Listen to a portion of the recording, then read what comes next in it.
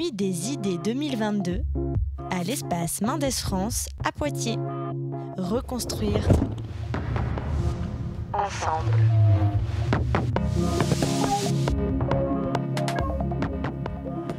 Bonjour à tous et à toutes, on est sur Delta FM 90.2 pour une émission spéciale. En ce début d'année 2022, la Nuit des idées a pour thème Reconstruire ensemble. C'est pourquoi cette semaine, le LP2I et le lycée Édouard Branly de Châtellerault organisent dans leur radio lycéenne une rencontre entre jeunes et scientifiques. Pour m'accompagner sur cette émission, Romain Lemaire, lycéen. Bonjour Romain. Bonjour Eléa, bonjour à toutes et à tous. Et plus exceptionnellement, Pascal Chauchefoin, ancien directeur de la faculté de sciences économiques de l'Université de Poitiers. Vous êtes aussi maître de conférences en sciences économiques et vous avez rejoint récemment l'espace Mendes France comme directeur scientifique. Bienvenue sur le plateau de Delta FM. Bonjour Eléa. Et bien sûr, Eléa Blin avec nous. Bonjour Eléa. Bonjour Romain, bonjour Pascal. Et aujourd'hui, pour cette table ronde, nous allons tenter ensemble de répondre à la question « Quelle relation avons-nous avec les sciences ?» Et pour répondre à cette vaste question, on divisera l'émission en deux temps. Pour nous pencher d'abord sur la place de la science dans notre société, puis on parlera de la médiation scientifique et de son rôle. Pour nous commencer et nous mettre dans l'ambiance, on vous propose, Pascal, un petit Fast and Curious inspiré du média Combini. Le principe est simple, on vous pose deux choix et vous répondez ce qui vous paraît être la meilleure proposition. Est-ce que vous êtes prêts ? Oui, je suis prêt. Alors, COP21 ou COP26 ? COP21. Plutôt agir ou penser ? Penser. Écologie ou économie ? Éconologie. La croyance ou le savoir ? Le savoir. La philosophie ou les sciences ? La philosophie. Changement climatique ou dérèglement climatique ? Changement climatique. Préparer ou improviser ? Préparer. Conférence ou visio ? Conférence. Faculté de Poitiers ou espace Mendes France ? Espace Mendes France. Et enfin, pain au chocolat ou chocolatine ? Pain au chocolat. Je suis jurassien. Merci pour cette petite interview. On va revenir sur la question croyance ou savoir. Vous avez donc choisi savoir et ça va permettre d'aborder l'axe 1, donc les sciences et la société. On va donc avoir un extrait tout de suite de Macron. Chacun d'entre nous doit à tout prix limiter le nombre de personnes avec qui il est en contact chaque jour. Les scientifiques le disent, c'est la priorité absolue. C'est pourquoi, après avoir consulté, écouté les experts, le terrain, et en conscience, j'ai décidé de renforcer encore les mesures pour réduire nos déplacements et nos contacts au strict nécessaire. Alors vous pouvez l'entendre, donc on a pris cette vidéo sur Le Monde, et ça pose la question de est-ce que finalement les figures d'autorité comme les politiques, donc ici le chef de l'État, ou bien les chefs d'entreprise peuvent se servir de la science et des scientifiques pour faire passer leurs idées ? Bon, il faut qu'on comprenne bien le rôle des scientifiques, des chercheurs dans la société. Et effectivement, il faut toujours essayer de maintenir la frontière entre la décision politique, l'instrumentalisation économique, le fait qu'un certain nombre de résultats puissent être utilisés par d'autres que par les chercheurs. Le chercheur, il a pour mission d'accéder à la connaissance, de développer la connaissance, éventuellement de faire des découvertes qui vont faire avancer notre manière d'appréhender notre manière de vivre et notre environnement. Mais surtout, le chercheur, il est là pour éclairer l'avenir. Il n'est pas là pour décider à la place des politiques.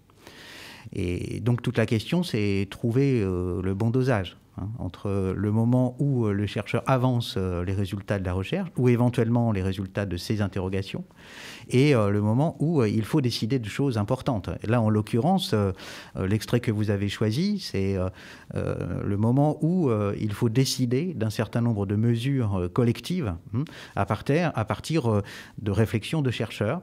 Ils ont dit ce qu'ils savaient, ils ont dit ce qu'ils ignoraient, et ils ont dit ce qu'ils pouvait arriver dans différents scénarios. Et donc, à partir de là, les politiques décident. Et je crois que là, on était sans ambiguïté du tout, hein, dans quelque chose qui fonctionne plutôt bien. Ensuite, il est important, si on généralise un peu le propos, il est important de voir toutes les situations où le chercheur, effectivement, est instrumentalisé, où lui-même se met au service d'un pouvoir, hein, ça existe. Hein. Et donc, il faut absolument qu'une déontologie s'applique. Vous savez que très souvent, on demande aux chercheurs d'indiquer quels sont leurs intérêts économiques, hein, quand ils participent à une recherche qui est financée par des intervenants privés. Il faut qu'ils l'indiquent parce qu'effectivement, ça peut orienter d'une certaine manière les recherches qu'ils réalisent. Après cette instrumentalisation, il faut aussi que le citoyen soit vigilant par rapport à cela. Hein. Quand un chercheur qui est financé par une entreprise privée intervient au nom de cette entreprise, eh bien, c'est important à savoir parce qu'effectivement, ça veut dire qu'il peut avoir un objectif particulier. Donc le citoyen doit aussi s'informer qui parle, d'où la personne parle et ensuite en tirer les conclusions. Et puis, cette instrumentalisation, il faut bien comprendre que dans la vie d'un chercheur, elle peut arriver en bout de course. C'est-à-dire, vous pouvez contribuer à développer des recherches et vous rendre compte en cours de route que ces recherches peuvent devenir dangereuses. Vous avez de nombreux cas dans l'histoire des sciences. Hein. Oppenheimer, qui a été le responsable de la recherche sur le projet Manhattan aux États-Unis pendant la Seconde Guerre mondiale, qui a été directeur de recherche pour la bombe atomique, s'est rendu compte que cette invention allait être très très dangereuse. Hein. Donc il a réagi en disant qu'il ne fallait pas la prolifération des armes nucléaires.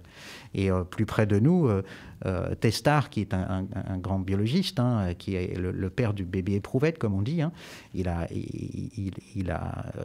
est intervenu dans le débat public pour dire attention à l'eugénisme, attention à la manipulation génétique peut être extrêmement dangereuse. Donc cette instrumentalisation, elle est aussi dans l'esprit des chercheurs et évidemment il faut être absolument vigilant. Et puis, peut-être pour finir sur cette question, l'importance, bien sûr, du service public de la recherche. Hein. Le financement public de la recherche garantit, d'une certaine manière, cette neutralité. Et donc, il est très important de la préserver. Alors, merci pour cette réponse complète. Moi, je voulais juste revenir, par exemple, vous allez aborder le nucléaire. Est-ce que les scientifiques ont le pouvoir de s'imposer face aux politiciens quand il y a diffamation ou quand ils estiment que leurs recherches ne sont pas utilisées à bon escient ou en tout cas déformées? Est-ce qu'ils ont un moyen de contredire, on va dire, les politiciens? Oui, ils ont bien sûr non seulement le moyen, mais le devoir de le faire. Il y a un principe de vigilance aussi des chercheurs vis-à-vis de l'utilisation qui est faite des résultats de la recherche. Donc ils ont tous les moyens d'intervenir dans le débat public et de solliciter aussi la prise de position des citoyens. Donc les chercheurs ne sont pas dans une tour d'ivoire qui les empêcherait d'intervenir dans la société en tant que citoyen. C'est très important de comprendre que le chercheur est un citoyen comme un autre. Simplement, il produit de la connaissance et il est capable de voir quels peuvent être les risques engendrés par cette production de connaissances. Et donc, en tant que citoyen, il a les mêmes réflexes que vous et moi. Il se dit qu'à partir du moment où un danger existe, il a son devoir d'alerte, comme n'importe quel citoyen qui découvre qu'un problème peut surgir. Donc, tout l'intérêt de cette intervention, vous voyez, c'est pas seulement de dire le chercheur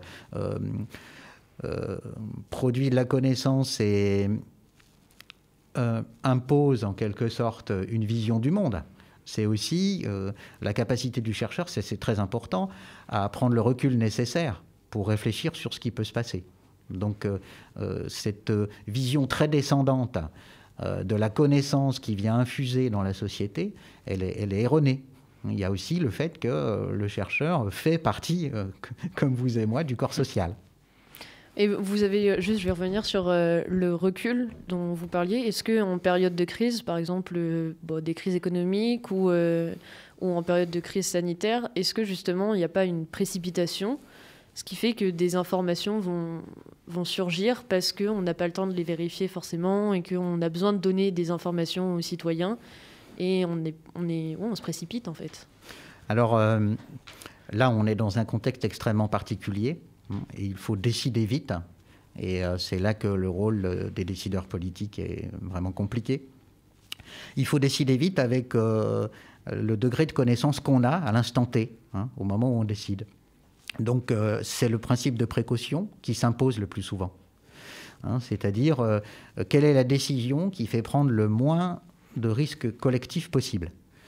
C'est ça. Donc les décisions se prennent à un moment donné où on a un certain nombre de connaissances sûres, des connaissances encore incertaines, et toute la décision repose sur le choix politique. C'est pourquoi le rôle des politiques est vraiment complexe et que, évidemment, certains d'entre eux sont très contestés.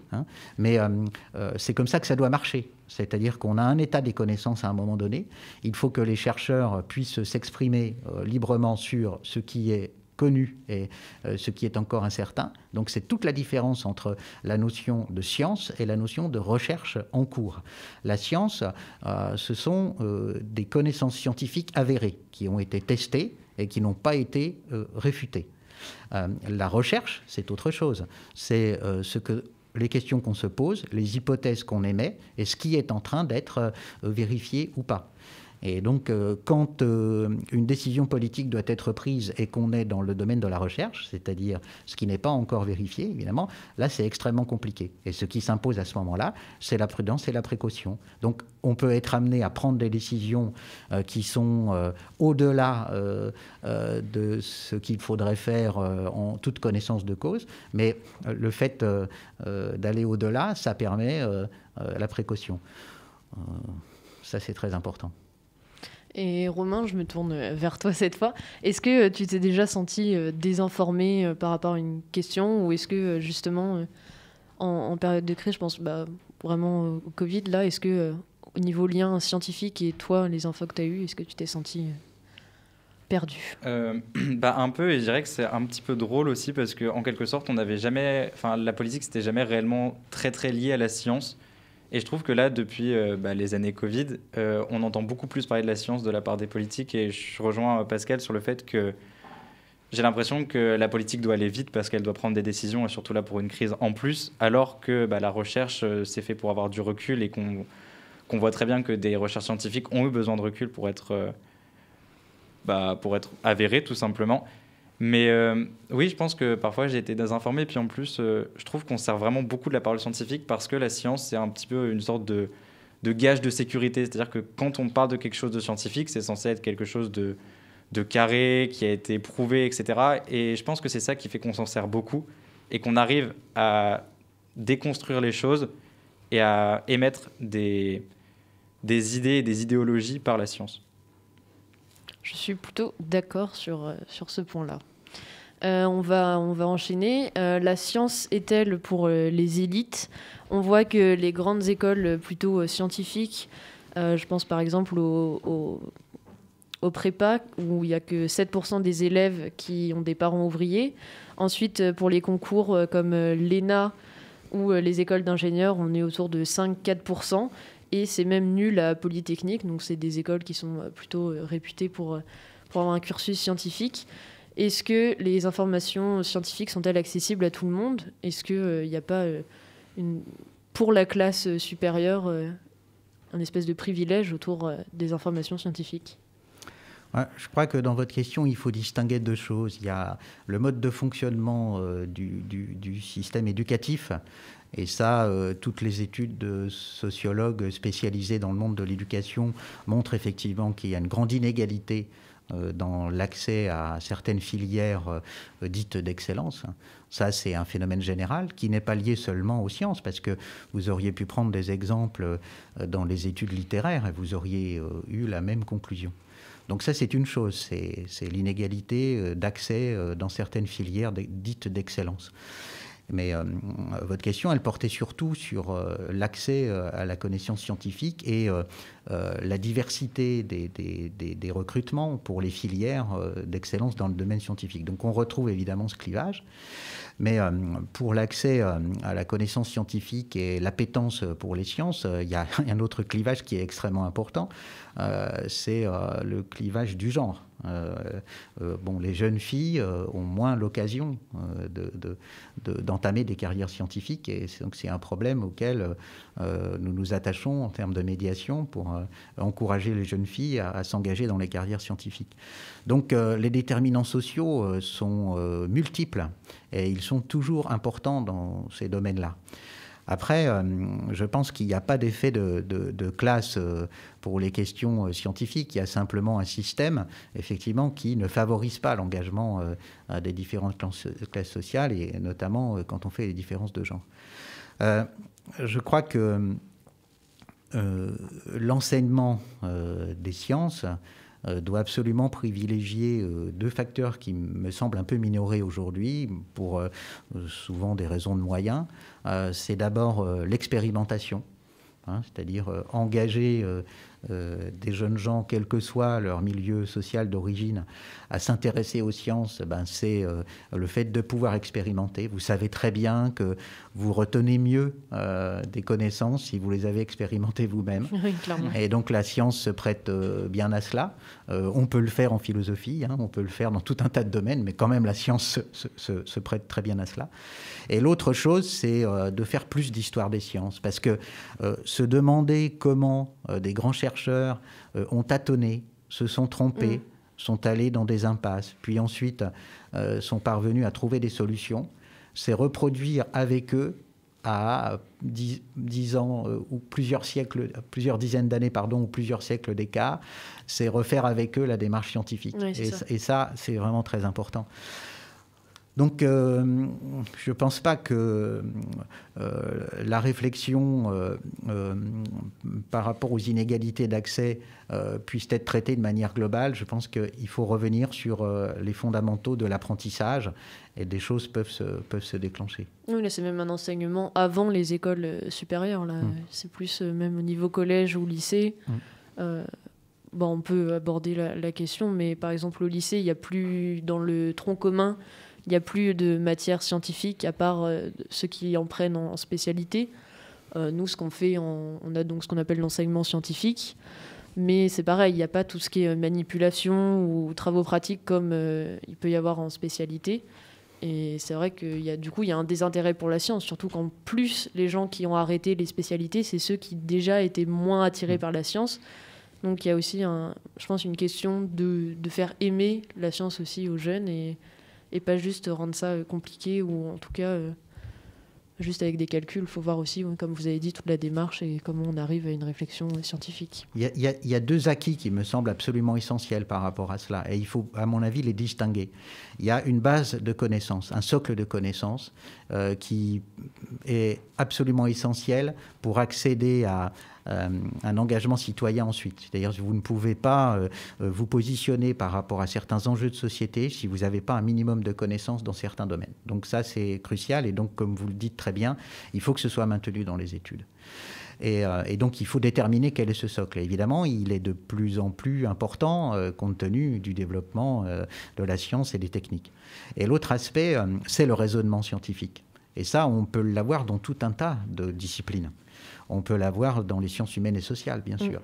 Alors, le raisonnement scientifique, c'est simplement faire la priorité à un raisonnement rationnel, à des démarches qui sont logiques, et à la controverse, c'est-à-dire être capable de comprendre que quand on amène un argument, il risque d'être contesté. Oui, donc, il faut s'imposer à soi-même, déjà, dans son propre raisonnement. Penser contre soi-même, c'est un impératif pour pouvoir progresser dans la réflexion.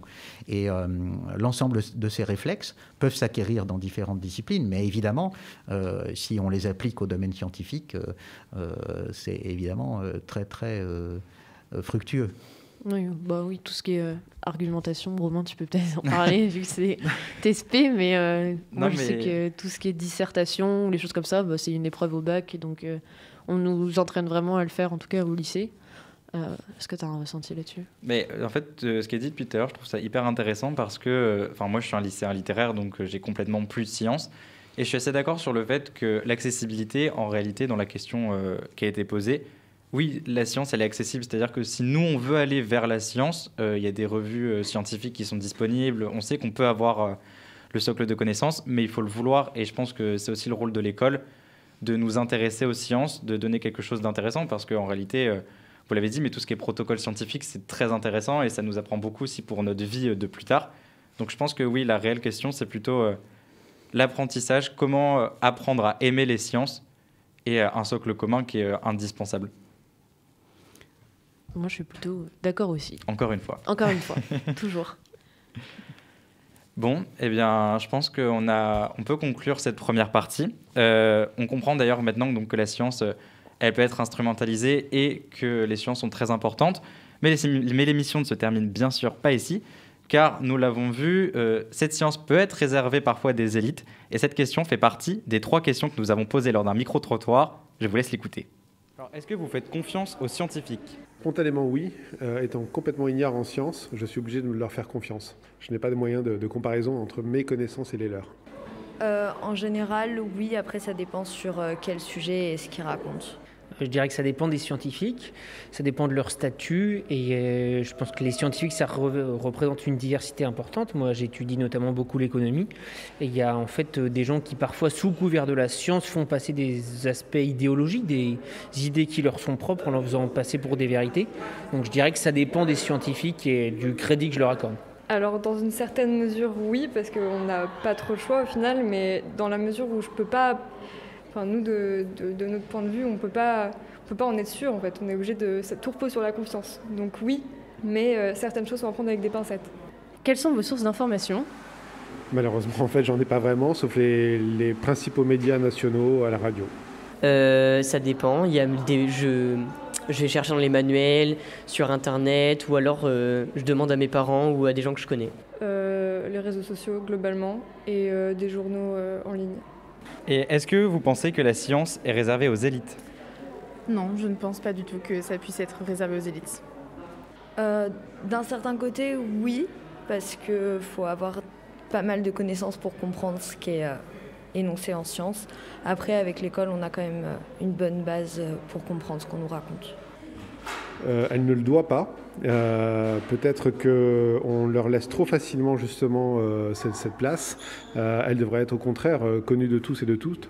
Maintenant, effectivement, on a parfois des lacunes ou des incompétences ou une petite appétence pour la science, ce qui fait que nombre d'entre nous n'y connaissent rien et que c'est bien dommage. Mais effectivement, il faudrait que tout le monde ait des solides bases. Ce serait bien mieux pour pouvoir mieux comprendre le monde d'aujourd'hui. Il y a des démarches qui visent justement à ce que la science puisse être accessible à tout le monde. C'est le boulot d'un grand nombre de professeurs, d'enseignants, mais il y a aussi un certain nombre d'associations, d'éducation populaire qui essaient justement de rendre la science accessible au plus grand nombre. Mais la science, ça recouvre des réalités qui sont très diverses en fait. Et encore une fois, si je reprends l'exemple de l'économie par exemple, je pense qu'il y a une volonté consciente de la part d'une partie de la population que les grandes questions économiques ne soient pas accessibles à la population. Donc il y a une volonté que les débats ne soient pas compris, pas accessibles, et c'est notamment là où, pour moi, les médias, ils ont un rôle non pas de diffusion d'informations, mais parfois un rôle idéologique, en réalité de préservation d'un ordre existant.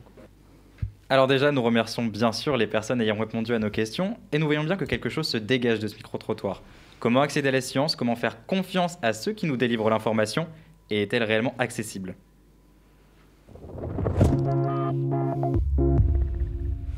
Alors moi, je voulais revenir sur ce qui a été dit à la fin, sur les débats publics, justement, et le rôle des médias.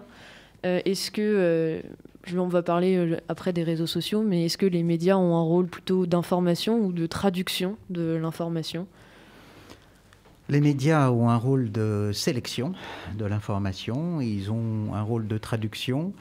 Malheureusement, ils sont soumis à la rapidité et le foisonnement des informations à transmettre. Et donc, on doit aller très très vite. On perd évidemment le sens de la nuance. Et dans ce cas-là, on a tendance à être très réducteur et donc à perdre les informations qui sont essentielles pour comprendre ce qui est en train de se passer. Donc les médias ont une responsabilité lorsque, effectivement, ils ne mettent pas en débat un certain nombre de choses qui doivent être en débat. Et l'exemple qui a été donné sur l'économie, un domaine que je connais bien, est tout à fait révélateur. Effectivement, c'est une science sociale. Donc, elle dépend de différentes représentations du monde. Quand vous faites de la science sociale, vous référez à un modèle que vous avez en tête qui doit traduire un mode de fonctionnement de la société. Et ça, il faut l'annoncer. Et ce n'est pas un problème en soi. Simplement, il y a d'autres visions du monde. Et la personne qui témoignait, je pense, voulait dire ça. Elle voulait indiquer qu'il y a d'autres propositions qui sont faites et donc une controverse sur un certain nombre de sujets. Donc, faut-il supprimer l'impôt de solidarité sur la fortune? C'est un vrai sujet. Et ça dépend d'une certaine compréhension du fonctionnement de la société. Et l'intérêt, donc, c'est de mettre en débat cela. Donc, c'est effectivement le rôle des médias que de montrer ces différentes visions du monde. Et ensuite, le citoyen décide ce qui lui convient le mieux, mais de manière éclairée. Oui, c'est vrai que les sciences économiques, on en fait une année en seconde, je pense, au lycée. Ceux qui ne prennent pas la spécialité en ont plus du tout. Et quand on entend dans le débat public, ça revient beaucoup, les questions économiques, parce que sur tous les plateaux TV, on demande beaucoup aux politiciens aussi. Et je pense que ça joue dans les campagnes, politiques. C'est ce qui intéresse les Français aussi. Oui, voilà. Et c'est vrai qu'il y a un bagage culturel, parce que c'est vraiment un vocabulaire spécifique, l'économie. Et quand on ne l'a pas, on peut vraiment faire fausse route et du coup se faire une opinion sur quelque chose qui n'est pas ce qu'on pense réellement. Oui, puis rien pour comprendre. En ce moment, on voit tous les jours à la télé des sondages pour les présidentielles, les futures présidentielles. Rien que comprendre ces sondages-là, comprendre comment elles sont faites, etc., c'est intéressant. Mais si je pouvais rebondir sur quelque chose et que j'ai trouvé assez intéressant et qui a un rapport avec ce qu'on va parler après de l'influence des réseaux sociaux, c'est, je trouve que les journalistes, en tout cas, ils font quelque chose en tout cas, ils le font plus assez. Et c'est pour ça que là, on est en période présidentielle. C'est peut-être un petit peu bien parce qu'on est obligé d'une neutralité et surtout que tout le monde puisse parler le même temps. Et donc ça, c'est assez intéressant. Mais je trouve qu'on a toujours tendance à avoir une représentation du monde, une représentation politique, philosophique, économique, etc. Et qu'une seule personne qui parle. Et je pense que c'est là que les idéologies, elles se créent et que des choses dangereuses démocratiquement se créent. C'est quand on n'a pas ces clivages-là de deux personnes qui peuvent se parler et qui n'ont pas ces mêmes représentations. Alors, c'est très important pour les chercheurs de se situer dans une communauté. C'est pas pareil de dire « je pense que oui. ». Et c'est pas pareil de dire mes collègues et moi pensons que, nous pensons que, nous nous demandons si. C'est très différent. Et ça me permet de souligner ce qu'est le rôle d'un chercheur. Un chercheur, c'est quelqu'un qui consacre sa vie à un sujet. C'est quelqu'un qui met le résultat de ses recherches en débat dans la communauté. Et la communauté va chercher à mettre en cause ce qui a été présenté, parce que c'est le travail normal d'un chercheur que au départ, douter de tout, de ce qui est présenté, et ensuite de vérifier la robustesse de ce qui est avancé. Et donc, ça veut dire qu'on fait des publications, ça veut dire qu'on va dans des colloques, et que le but, c'est de prendre en compte les critiques des collègues pour améliorer ce qui se passe. Donc, il y a une très, très forte sélectivité de la recherche. Pour publier un article, on est lu et relu par des critiques et ensuite on a l'autorisation de publier. Et encore ça, ensuite, effectivement, c'est débattu. Et donc, il faut bien comprendre que ce processus est le seul moyen, c'est un gage pour que la confiance s'instaure entre la communauté scientifique et le citoyen. Et donc, dans le reportage, quelqu'un a dit « Je suis bien obligé de faire confiance aux scientifiques parce que je n'y comprends rien ». Et cette confiance, elle s'instaure de cette manière-là. Quand on revient au début de l'émission, quand le scientifique indique comment il est financé, pour qui il travaille, et dans quel contexte il est d'abord ses recherches, c'est effectivement très rassurant parce qu'on sait qu'il y a cette transparence. Il s'engage effectivement à dire nous et non pas je, donc ça peut faire référence à un épisode de début de pandémie que nous avons connu avec un certain chercheur, etc. Et donc, oui, parce qu'il y a aussi, les chercheurs sont des citoyens comme les autres, donc ils peuvent déraper comme les autres. Hein. Et donc, ils peuvent faire preuve de snobisme. Vous pouvez très bien, par snobisme, vous mettre devant un micro et affirmer des choses en disant que vous êtes le meilleur. Donc ça peut exister, et il ne faut pas en être étonné. Hein, c'est bon. Donc si on évite ça, qu'on dit nous pensons que, nous ne savons pas si, voilà, ça c'est déjà une garantie. Je parle de cet endroit dans ce contexte-là, c'est une autre garantie. Et ensuite, quand vous avez publié des résultats qui sont avérés, et que vous avez cette honnêteté de dire ensuite, ça c'est encore débattu, eh bien le filtre s'est fait avec la communauté des scientifiques. Et en économie, il y a des certitudes. Et puis, quel que soit le contexte dans lequel on se situe, un taux d'intérêt faible quand les entrepreneurs ont confiance en l'avenir, ça veut dire que mécaniquement l'investissement va augmenter. Bon, voilà, alors on dit toujours toutes choses égales par ailleurs parce qu'il peut arriver n'importe quoi dans le système économique, mais en gros, ça, on le sait. Voilà. On sait que la dépense publique a un effet multiplicateur sur l'économie. Ça, on le sait. Alors, dans certaines conditions, parce qu'on est dans une science sociale qui se transforme sans arrêt, mais ça, c'est des choses que l'on sait.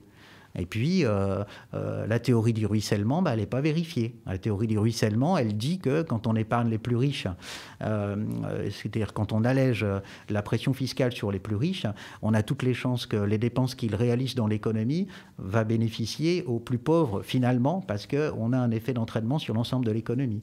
Et bien ça, aujourd'hui, personne ne peut vous dire que ça existe et personne ne peut vous dire que ça n'existe pas. Voilà. Donc, il y a à prendre en compte l'ensemble de ces éléments pour bien comprendre ce qui se passe. Bon, du coup, on va parler des réseaux sociaux maintenant, qui en pleine... Enfin, tout le monde les utilise, ou en tout cas la plupart des personnes. Et on va revenir sur un extrait qu'on va vous faire écouter. Clément, aujourd'hui, on va parler de Kim Glow. Exactement. Je ne sais pas si vous connaissez Kim Glow. C'est une candidate de télé-réalité qui a participé à la fois aux Anges et aux Marseillais. Elle a 1 million d'abonnés sur Instagram, c'est important. Et ce week-end, sur TikTok, elle a posté cette vidéo. Aujourd'hui, tu peux pas t'amuser à faire des guerres avec la bombe nucléaire. Toute la planète elle crève d'un coup. Donc ils ont créé ce virus pour que les plus faibles y crèvent. C'est une sorte de... Comme le truc qu'on étudie à l'école, comment ça s'appelle ? Les camps de concentration, voilà. En gros, là, c'est une guerre pour les plus faibles. C'est horrible, mais c'est vrai. Non, mais j'ai un moment de lucidité, là, quand j'y pense, mais c'est une évidence, en fait. La planète est surpeuplée, ça va mal. Là, avec les personnes âgées qui meurent, ça va alléger les caisses de retraite pour l'État. Oh, mais c'est trop une évidence, en fait. Voilà, donc vous avez bien entendu, le coronavirus comparé au camp de concentration, conceptualisé comme une arme biologique visant à réduire la population mondiale. Retenez bien ces éléments, on y revient dans un instant. Effectivement, on y revient dans un instant. Merci pour la transition. Oui, c'est les réseaux sociaux, et donc ils l'ont dit, elle avait plus d'1 million d'abonnés. Est-ce que c'est dangereux? Est-ce que c'est à risque quand on entend ça? C'est des faits qui sont... Est-ce qu'on peut même parler de complotisme? Je ne sais pas, c'est les questions que je vous pose. Romain ou Pascal, est-ce que vous avez une réaction face à ces propos? Bien, affirmer un avis, c'est très différent que de construire son opinion. Construire un avis, élaborer un avis, argumenter un avis, c'est très différent que d'adresser à la cantonade une certitude sur laquelle on s'appuie ou une croyance que l'on croit, dans laquelle on croit absolument. Donc, je crois que cet extrait est assez révélateur du fait que c'est pas parce qu'on assène sa propre vérité qu'elle est valable en tout. Et vous avez bien compris, vous avez vu, il n'y a absolument pas d'argumentation. Encore une fois, l'un des éléments qui nous rappelle l'exigence de la rationalité, c'est penser contre soi-même, c'est-à-dire avancer un argument et essayer en soi-même et en toute rigueur de voir quelles en sont les limites et quels en sont les défauts. Et à partir de là, on peut progresser. Si vous affirmez une opinion en vous basant sur des éléments qui ne sont absolument pas démontrés, qui ne sont pas étayés sur autre chose que la simple croyance, évidemment, vous vous mettez en défaut. Donc ça, c'est une première remarque. Et puis l'autre élément, c'est que avec les réseaux sociaux, le danger, c'est qu'on s'enferme dans une bulle d'évidence. C'est-à-dire qu'on essaye de se conforter dans son jugement et on va sélectionner les informations qui correspondent à ce que l'on croit déjà. Et c'est comme ça que vous avez une sorte de bulle dans laquelle vous vous enfermez et vous allez toujours trouver d'autres personnes qui pensent comme vous, même si vous êtes totalement dans l'erreur. Et ça, effectivement, c'est extrêmement dangereux parce qu'on voit grossir ces bulles de fausses croyances. Hein, la croyance, attention, il y a des croyances vraies et il y a des croyances fausses. Les croyances vraies, c'est à un moment donné, on pense que quelque chose existe et on y croit jusqu'à ce qu'on se rende compte qu'il y a trop d'éléments pour nous amener à persister dans le jugement. Au début de toute démarche scientifique, il y a une croyance. Et donc, il faut vérifier qu'elle est vraie. Alors, à ce moment-là, vous mettez en place ce que j'ai décrit, c'est-à-dire tout un raisonnement qui permet de tester cela. Si ça ne tient pas, alors cette croyance était fausse. Mais encore une fois, ça nécessite du temps, de la nuance, de la controverse, y compris en soi-même. Et évidemment, ce qui est très inquiétant aujourd'hui avec le développement des réseaux sociaux et le type de réaction qu'on a eue tout à l'heure, c'est qu'on n'a plus le langage de la rationalité, de la logique, de la cohérence pour échanger entre nous. Quand il s'agit de prendre des décisions qui vont engager le collectif, que la science apporte des éléments pour réfléchir sur ce qu'il convient de faire, comme tout à l'heure votre exemple par rapport à la crise Covid, il est très important d'avoir un moment de délibération. Alors, on a entendu le président de la République qui dit voilà les décisions qui ont été prises parce qu'il faut que nous réagissions dans l'urgence et nous avons été élus pour cela et nous assumons ces responsabilités. Bien sûr, ils savent très bien qu'ils peuvent un jour être mis en cause parce qu'ils n'ont pas fait les bons choix. Ça, ils le savent très bien. Mais donc, il y a toujours un processus de délibération. Ce n'est pas parce que le président de la République s'adresse à nous qu'ensuite les journaux ne publient pas des controverses, ne disent pas il ne fallait pas faire comme ça ou que les scientifiques ne disent pas. Donc ça, c'est effectivement très important. Et cette controverse, ces échanges et ce processus de délibération, ça ne peut avoir lieu que si nous avons une base commune de réflexion. Et on sait très bien ce qui se passe dans l'histoire de l'humanité. Quand la rationalité disparaît, c'est le totalitarisme qui arrive. Parce que comment s'impose la vérité à ce moment-là? Elle s'impose par la violence, par la coercition ou par l'endoctrinement, ce qui revient au même. Donc le danger est là. Oui, c'est vrai. Et puis on parlait de confiance aussi tout à l'heure. On en vient même à douter des scientifiques et à remettre notre confiance en cause. Je pense par exemple autour du vaccin et la question du vaccin qui a été plutôt déformée dans pas mal de cas. Il y a un vrai débat qui se met en place juste sur la confiance en fait dans les scientifiques, en les scientifiques. Moi, je trouve que le témoignage de la personne dans l'interview était très transparent de ce point de vue-là, très honnête. Ça consiste à dire je fais confiance. Alors faire confiance, c'est vérifier que le processus d'élaboration des thèses scientifiques est bien respecté. Et puis tout ce qui est information aussi. Comment on s'informe? Ça rejoint un petit peu ce qui a été dit, mais en fait, moi, le terme dangerosité, je le trouve très approprié parce que on peut très bien se mettre dans une bulle nous-mêmes par des journaux totalement basiques. On peut très bien lire que des journaux de gauche et ne jamais s'opposer à des idées qui, par exemple, peuvent être de droite dans la politique. Mais moi, ce que je trouve un peu plus problématique dans ce qu'a dit ici Kim, c'est le fait qu'elle parle à des citoyens en devenir, que souvent c'est des personnes quand même jeunes qui la regardent. Je doute que des grands scientifiques écoutent ça et remettent en cause leurs idées. Et c'est ça que je trouve dangereux, c'est-à-dire qu'elle expose ses arguments sans dire « je pense que », parce qu'en réalité, ce qu'elle dit, elle le pense. Et je pense qu'elle a tout à fait le droit de le penser, mais comme vous l'aviez dit, il n'y a aucune argumentation. Elle juste déblatère des choses comme ça en comparant des choses. Et c'est là que je trouve que c'est très dangereux, c'est que ça crée des choses chez les jeunes et chez les gens qui la regardent. Oui, parce qu'elle a une vraie influence, c'est pas juste Alors, sur les réseaux. Il y a un paradoxe, hein, c'est que pour comprendre qu'on est ignorant sur un sujet, il faut avoir assez de connaissances. Exactement. Donc, il faut beaucoup d'humilité quand on avance des arguments de ce genre. Il faudrait vérifier que cette personne connaît la différence entre une bactérie et un virus, par exemple. Ouais. ce qui est une différence fondamentale. Mais si on veut avoir un petit avis sur ce qu'est la vaccination ou n'importe quel autre sujet, il faut faire cet effort. Ça, c'est important. Un autre aspect, c'est évidemment le minimum de points d'alerte quand on réfléchit sur des questions scientifiques ou quand on réfléchit sur les conséquences d'un phénomène comme celui dont on parle là. Par exemple, des choses aussi simples que la différence entre la corrélation et la causalité. C'est des choses très bêtes, mais sur lesquelles on a sans cesse à réfléchir au quotidien à travers ces thématiques.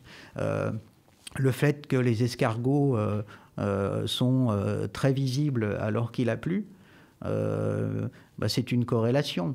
Mais on serait peu nombreux à affirmer qu'il pleut des escargots. Oui. Par exemple. Donc, et sur des choses aussi bêtes que les moyennes. Hein. Une moyenne sur une population très étendue, ce n'est pas un chiffre qui correspond à la situation de chacun. Oui, qui est représentatif. Une moyenne peut cacher des écarts extrêmement importants entre les différentes mesures. Donc, que révèlent ces écarts ?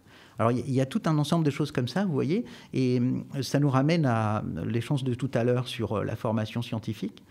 Il y a une base de connaissances, par exemple la différence entre un virus et une bactérie, et donc ça, il faut l'apprendre. Et puis, il y a le raisonnement scientifique. Et c'est la différence entre la causalité et la corrélation. Et ces deux éléments-là doivent absolument être acquis. Et vous comprenez bien qu'on peut aborder ces questions de raisonnement rigoureux dans des disciplines littéraires ou dans des sciences humaines et sociales. Donc je pense vraiment que les deux doivent être distingués. Oui. Justement, à trop vouloir populariser la science, la rend-on imprécise et trop grossière. Je pensais tout à l'heure, vous parliez des lieux et le contexte à chaque fois qu'il faut remettre en place quand on parle d'un fait. Je pense par exemple les sciences sociales, on parle beaucoup des sociétés européennes et pas forcément d'autres sociétés. Ça nous est beaucoup enseigné la structure des sociétés européennes. Une vision recentrée. Voilà. Justement, je trouve que dans les médias ou dans la manière dont on est informé, on nous apprend des schémas qui nous sont propres, mais on n'a pas une vision globale. Est-ce que ça aussi, c'est pas un peu dangereux pour la science ? Parce que, en général, on va prendre un fait et on va pas prendre la globalité et juste donner un chiffre et pas prendre toute la recherche qu'il y a derrière. Est-ce que ça limite pas aussi la connaissance scientifique ? C'est toute la difficulté de la médiation. C'est toute la question de savoir qu'est-ce qui permet une bonne compréhension globale d'un phénomène et quelle est la frontière à partir de laquelle les choses seront rendues trop complexes et donc impossibles à comprendre. Donc c'est un vrai métier, c'est le métier des enseignants. C'est le métier des enseignants. Qu'est-ce qu'on dit à des étudiants de première année et qu'est-ce qu'on dit à des étudiants de master ? Et qu'est-ce que vous dites à quelqu'un que vous rencontrez de manière très ponctuelle, auprès de qui vous faites une explication ou auprès de qui vous faites une conférence, et quelles sont ses attentes et quelles sont les connaissances prérequises qui sont en cause. Donc c'est toujours cette question de dosage, de contextualisation. C'est pourquoi je disais que l'enseignement de l'histoire des sciences est extrêmement... Alors toutes les sciences, y compris humaines et sociales, l'enseignement de l'histoire des sciences est extrêmement important parce que ça permet de comprendre les contextes dans lesquels se développe une pensée, une croyance, vraie ou fausse, et de voir comment les choses s'élaborent. Donc ça, c'est un point qui doit être souligné parce que la complexité, lorsqu'elle est simplifiée à l'extrême, donne lieu à des résultats faux, des croyances fausses. Mais la complexité peut parfois permettre de se... elle donne un refuge parfois en disant c'est trop compliqué, vous ne comprendrez rien. Donc laissez-nous décider. Oui. Et évidemment, ça peut être un biais des chercheurs et des décideurs politiques. Voilà. Le défaut, et c'est pour ça que la médiation est vraiment importante, parce que c'est l'effort qu'il faut faire pour amener le débat à un certain niveau qui va permettre ensuite d'échanger. Ouais, et puis il y a même ce cliché du chercheur qui ne sait pas parler en public et qui ne s'exprime pas en public, et c'est un cliché qui est alimenté souvent. Je pense par exemple au film Don't Look Up, qui retrace tous les clichés un peu des personnes qui ont une influence dans la société. C'est vrai que c'est dommage parce qu'il y a aussi peu d'émissions qui sont adaptées pour des jeunes, je pense, par exemple, et qui font appel à des chercheurs. Il n'y a pas ce lien vraiment entre les chercheurs et les jeunes, alors que je pense que c'est nous qui nous créons une opinion qui aura de l'influence après, plus tard, je pense. C'est un vrai défi pour la recherche en général, et donc tous les chercheurs sont confrontés à cette question. Lorsqu'on est chercheur, on est sélectionné sur la qualité, son intelligence, son implication, la qualité des recherches, l'intérêt, la pertinence des recherches. Et on n'est pas évidemment recruté en fonction de sa capacité à faire de la médiation, à expliquer ce qu'on fait. C'est tout à fait naturel, évidemment. Mais évidemment, ensuite, on a des capacités très, très différentes d'un chercheur à l'autre. Mais pourtant, c'est un défi. Donc, il faudra que la communauté scientifique ait des moyens pour encourager ces dispositifs de médiation. Parce qu'on voit bien que ce divorce, qui est aujourd'hui assez profond entre la société et la communauté des chercheurs, peut amener à des résultats extrêmement dangereux. Je pense à la question du dérèglement climatique, qui a été pendant très très longtemps dans le déni. Est-ce que aussi on ne peut pas reprocher aux scientifiques de ne pas avoir assez simplifié, on va dire, à ce moment-là, ou de ne pas avoir porté un intérêt plus important? Je pense par exemple pendant les élections américaine, où il y avait, à Reagan par exemple, où il y avait un scientifique qui prouvait, en ramenant une petite boule de neige, que la Terre allait bien. C'est vrai que c'est compliqué à faire la distinction, en tout cas. Oui, mais le contexte n'est jamais aussi simple, parce qu'on a toujours des jeux d'influence, on a toujours des jeux de pouvoir, et on ne les supprimera jamais. Oui, on sait depuis très longtemps qu'il faut avoir dès les années 70 et même encore avant. Donc il y a un moment donné où le contexte social, politique, économique va venir jouer un rôle très important dans le fait qu'une information s'impose ou pas, ou si elle ne s'impose pas, elle est mise sur le devant de la scène et elle est débattue.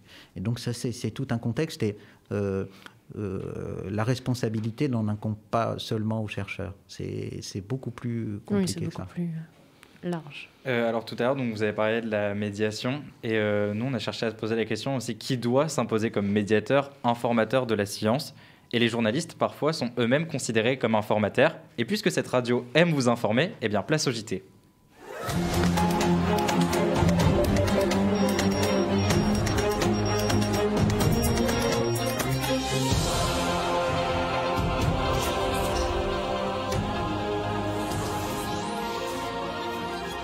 Bonjour à toutes et à tous et bienvenue sur Delta FM 90.2. Aujourd'hui, les infos du jour. Point chômage, une affaire chocolatée avec notre envoyé spécial Laurine et des éléphants pires de village. Pour commencer ce journal, question chômage. On observe en France une baisse de 8 points de pourcentage en seulement une semaine. Un record jamais encore enregistré en France. Et nous retrouvons notre envoyé spécial aux États-Unis, Laurine, pour une affaire, comme je vous le disais en intro, chocolatée. Bonjour Romain, est-ce que vous me recevez? Je vous reçois très bien, Laurine. Je suis actuellement à l'Institut du chocolat aux États-Unis. Et oui, une découverte assez incroyable. Il semblerait que le chocolat blanc ait des effets pour contrer le cancer. Une découverte qui s'annonce révélatrice. on espère bientôt en parler en France. Très bien, et cette dernière information qui fait bondir les médias, des éléphants, pilleurs de villages, retrouvés dans le sud de la France. On espère qu'ils ne causeront pas trop de dégâts. Merci à tous de nous avoir écoutés. C'était le moment information sur Delta FM 90.2.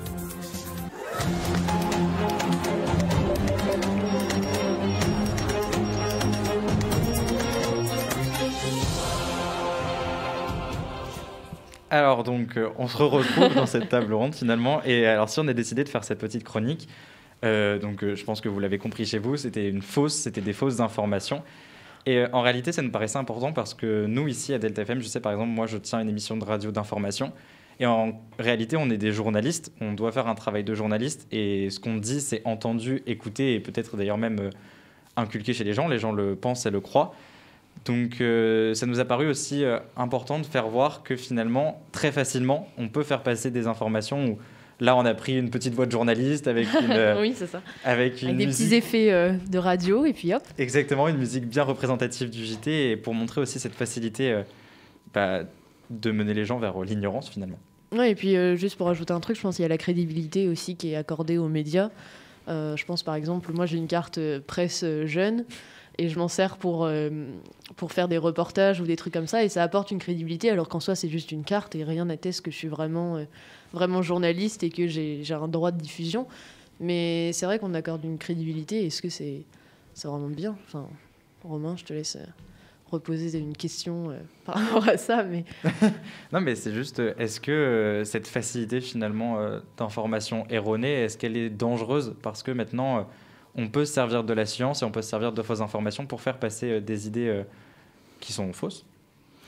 C'est une très vieille question de la responsabilité du journaliste, la responsabilité des médias en général, dans la mesure où ils sont un intermédiaire entre des lieux de savoir, des lieux de pouvoir et la population, les gens qui leur font l'honneur de les écouter et de leur apporter de la confiance. Donc la confiance, ça se gagne.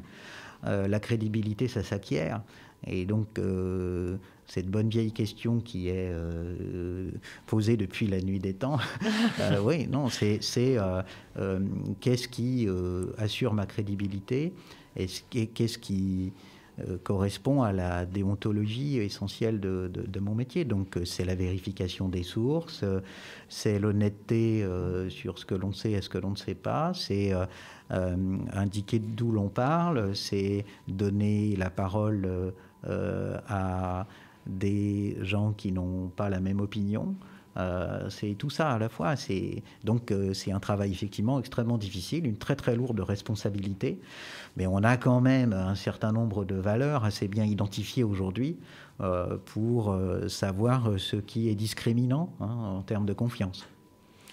Oui, je suis plutôt d'accord et je rejoins aussi, tout à l'heure on parlait de démarche scientifique, je pense qu'il y a un point commun entre les journalistes et les scientifiques sur ça, c'est la démarche pour avoir accès à une information et la rendre factuelle. Un vrai protocole. Oui, il y a un protocole, je pense, et il y a des médias qui le respectent plus ou moins, je ne citerai pas, mais...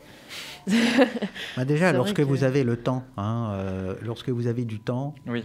Vous avez les moyens d'introduire la nuance et le discernement. Et ça, c'est un élément essentiel. Si vous courez après l'information, que vous cherchez absolument le sensationnel, on voit très bien les dérives auxquelles on arrive. Donc, il y a des médias qui ont les moyens de le faire, qui ont les moyens financiers, qui ont les compétences réunies pour faire cela. Et puis, il y en a d'autres qui ont choisi une autre voie.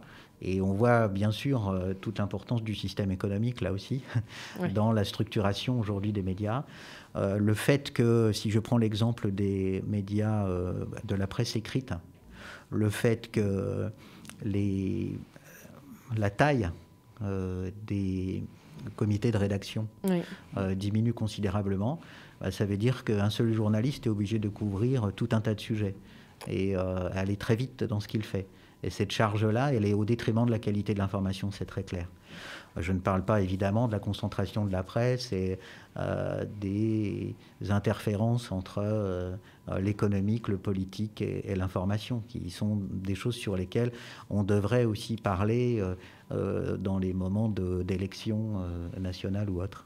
Ouais, et puis il y a un recul aussi, je pense, à faire sur les médias. On parlait tout à l'heure de propagande. Il y a beaucoup de pays qui utilisent les médias pour faire leur propagande et faire passer des infos, même des infos scientifiques, des faits. Je pense que c'est bien aussi d'avoir un recul et justement de croiser les sources ou pas regarder qu'un seul média. Ça rejoint les réseaux sociaux de tout à l'heure. Et ouais, je pense qu'il faut aussi se faire une opinion sur ce qui est dit et après faire des recherches complémentaires. Pas se contenter d'un média auquel on accorde de la crédibilité, enfin remettre en cause constamment. Puis une question d'ego aussi, enfin on en parlait tout à l'heure, mais c'est-à-dire être capable de se dire, c'est pas forcément moi et mon idée préconçue qui est la meilleure et qui est la plus globale, mais être capable, par exemple, en tant que journaliste, de dire je laisse mes idéologies de côté pour réellement parler de quelque chose factuel. Oui, c'est vrai. Moi, je pense que nous arrivons à la fin de ce deuxième axe. On a pu en savoir plus sur tout ce qui était démarche scientifique et médiatique. Romain, je te laisse conclure. Eh bien oui, comme tu l'as dit, on se rapproche peu à peu de cette émission et de cette fin d'émission surtout. Est-ce que vous avez quelque chose à rajouter, Pascal ? On n'a pas eu le temps de beaucoup parler de la médiation scientifique. C'est un métier à part auquel des professionnels se forment, à des niveaux master notamment. Il y a aussi des thèses sur la médiation scientifique. Donc c'est un métier parce que c'est une démarche très particulière, notamment aller chercher des publics qui ne sont pas intéressés a priori à la science. Parce que quand vous vous adressez à des gens qui sont intéressés, c'est pas le souci. Vous faites un travail salutaire, mais le plus important dans la société, c'est d'aller toucher des gens qui soit parce qu'ils ne sont pas dans les canaux classiques de l'information, soit parce qu'ils n'ont jamais pensé à s'informer sur tel et tel sujet, d'aller leur faire une proposition. Donc ça, c'est un élément très important à souligner parce que cette tâche-là, il faut la mener de manière encore plus forte, renforcée dans le contexte que votre émission a très bien retracé. Et puis, si j'avais un message, restez curieux. C'est un très beau message. Et oui. c'est aussi ce qu'on essaie de faire avec, entre guillemets, cette vulgarisation scientifique et quelque chose de simple à comprendre pour essayer d'expliquer la science dans cette émission. C'est vrai. Eh bien, nous vous remercions, Pascal, d'avoir accepté de discuter avec nous de ces problématiques majeures, on l'a dit, pour notre société. Nous remercions bien sûr l'Espace Ménès France de Poitiers pour avoir co-organisé cette émission. Merci à Justine pour la technique. Merci à Eléa et à vous surtout d'avoir suivi cette émission. N'hésitez pas à écouter la table ronde sur le retour des grands carnivores en Europe réalisée par le lycée Édouard Branly de Châtellerault. Et on se laisse sur la musique Civilisation d'Orelsan. Au revoir.